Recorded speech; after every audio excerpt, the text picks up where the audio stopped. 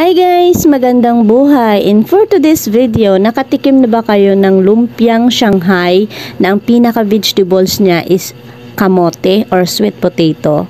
Yes po, you heard it right.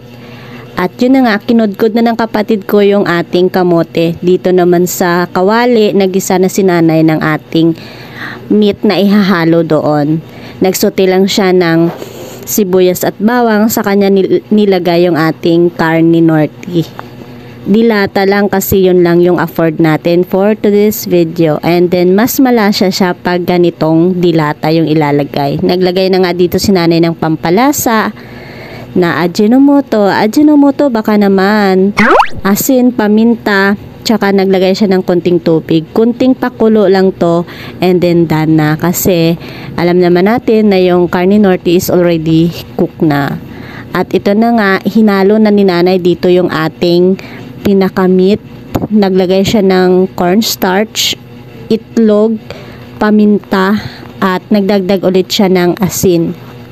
I-mix lang hanggang sa magpantay yung lasa ng ating mga pampalasang nilagay.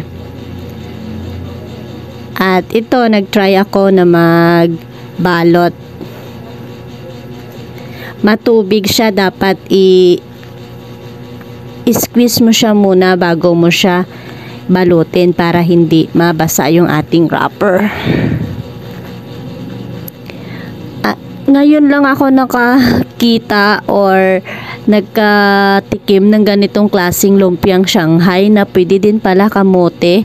Na-amaze talaga ako nung nagsabi yung kapatid ko magsha-Shanghai daw kami pero yung gagamitin is kamote. At ito na nga, sinimulan niya ng prituhin at may finished product na tayo.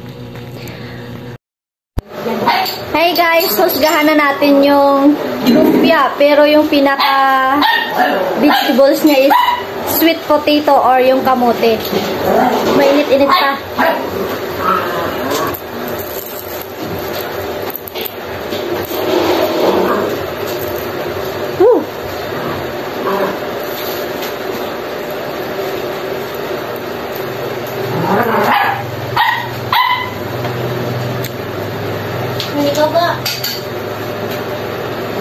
Hindi mo akalain na sweet potato siya. Sa lasa masarap.